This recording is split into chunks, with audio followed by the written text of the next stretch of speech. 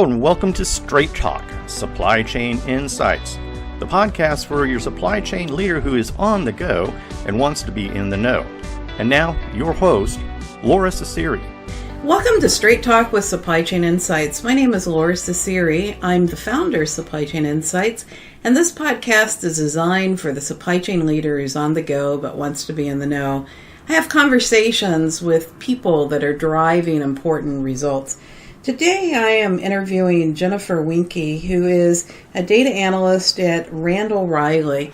And Jennifer was recommended to me by a person that I trust greatly when I asked the question of how do we best work with data scientists, and they said, hey, you should talk to Jennifer. So Jennifer, welcome to the show today.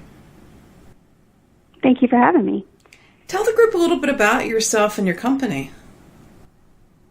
Sure, Laura. My name is Jennie. I am a data analyst at Randall Reilly, and I've been here approximately 3 years. And what our company does is we collect UCC activity on equipment transactions. And what that simply means is if somebody finances a piece of equipment like a skid steer loader, they typically file a UCC, the lender does. So if the purchaser defaults on financing that piece of equipment, they can go after them. So we collect that information and we process it into a product called EDA that we sell to our clients. And I work as a data analyst with making that information relevant for our end users, our clients. Well, I don't know whether to say congratulations or I feel bad for you, because a lot of my clients, when they talk about working with data scientists, they kind of roll their eyes like, you know, they think they're the smartest guys in the room, or they don't know how to work with them, or they think data scientists are sort of like dogs chasing their tail.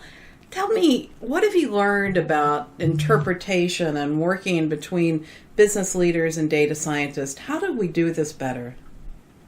So one theme that I see come up again and again, and it appears that everybody speaks a different language when we're communicating with our C-suite versus somebody out there that wants to sell a skid steer loader to somebody. They work with data different. There's different levels of knowledge, and there's also different levels of comfort. That's something that we have found. Additionally, people seem to be resistant to change. When we update our platforms, that could become better for the end user, but because it's different, there's that learning curve that we have to overcome. So simple is always, in my opinion, simple is almost always better. If somebody doesn't understand what we're doing, it's not going to be very useful to them. So I find, Jennifer, that often people are not willing to ask questions when they're uncomfortable. Like, you know, what is Hadoop? What is a data lake? What is Kafka? What is R? You know, it's a new language. Yeah. And the data scientists sometimes can be a little arrogant. How do you break down the walls? So I'm really glad that you mentioned that, because that is something that we come up with across, and that's one of my roles here at Randall Reilly, is to provide that role as translator. We just basically try to set up an environment where people are comfortable asking questions, and it's all about how you approach somebody. You know, I've been in the same situation before where, you know, I've been in a room with a lot of data scientists and they're talking about something that I may not understand, and it may be just a simple explanation, but you don't want to be that person that doesn't understand. So making sure that you give opportunities to ask questions and also really pay attention to the people that you're talking to, because if you do, and sometimes that is hard to do, you know, over a go-to-meeting where you can't see people's reactions, but every once in a while, I found that it's helpful to take a step back and, you know, maybe possibly go over something that we did again, or to ask some follow-up questions to see, does this actually make sense? I like to break things down as simple as possible.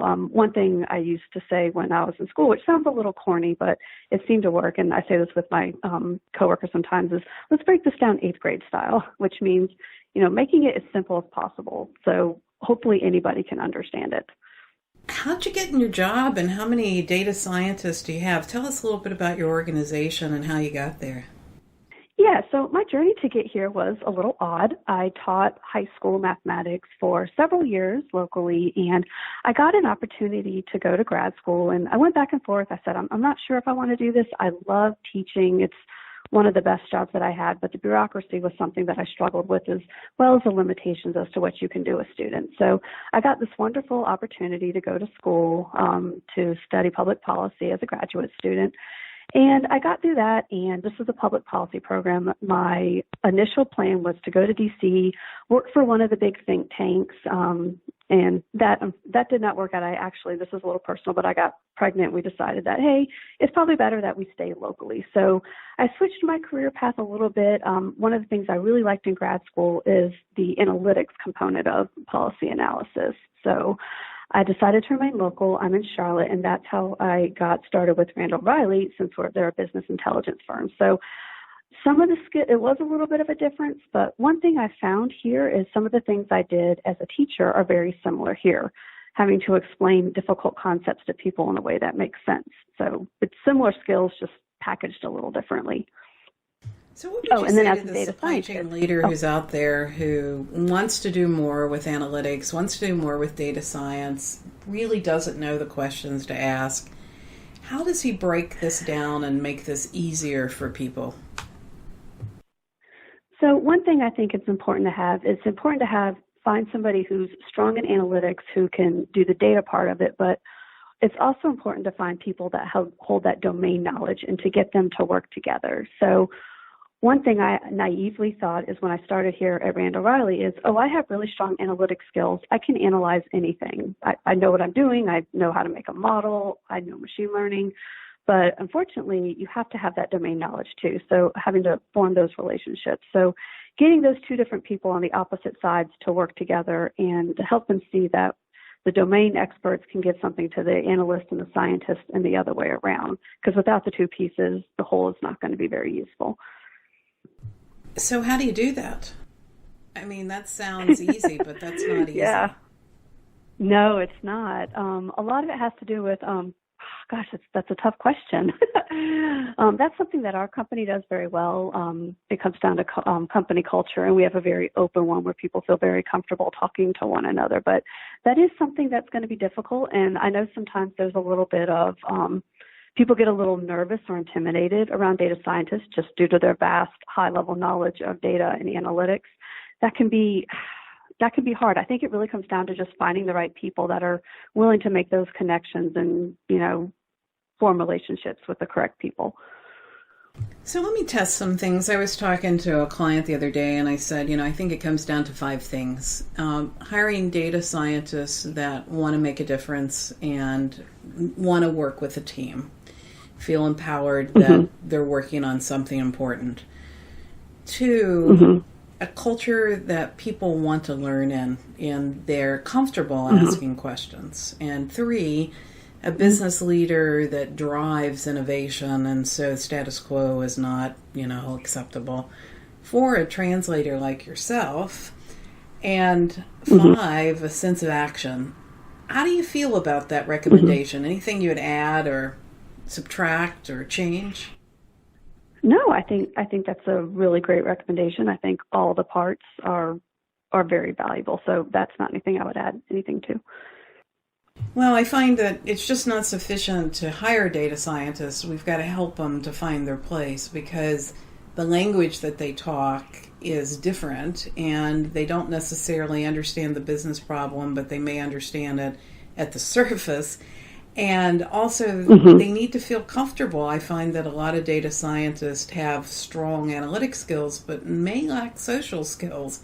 And so an analyst or a translator like yourself, I think, is a great idea. So anything you'd like to add before we close today in the show? No, what we're talking about right now is really exciting. I think it's the wave of the future. I think there's lots of companies out there that have vast amounts of data and just so many awesome things that they could do with it. They just need to get to a point where that data is usable and not just usable by the data scientists, but by the analysts as well as the consumers and other people in the organization. So I'm really excited to see where we're going. There's just so many resources and tools available now that weren't even available 5 years ago, but it really comes down to just breaking things down and making them make sense to other people. So if we can get that message across, I think we're going to be in a really good place. Yeah, and I think, we've got to think about data differently because, the traditional leader wants, structured data, put everything in rows and columns. They're happiest with a spreadsheet, right? And so much of the valuable data is unstructured, and this beauty of data lakes and schema on read is something that people need to learn. So, thank you for joining the show today. Have a great day.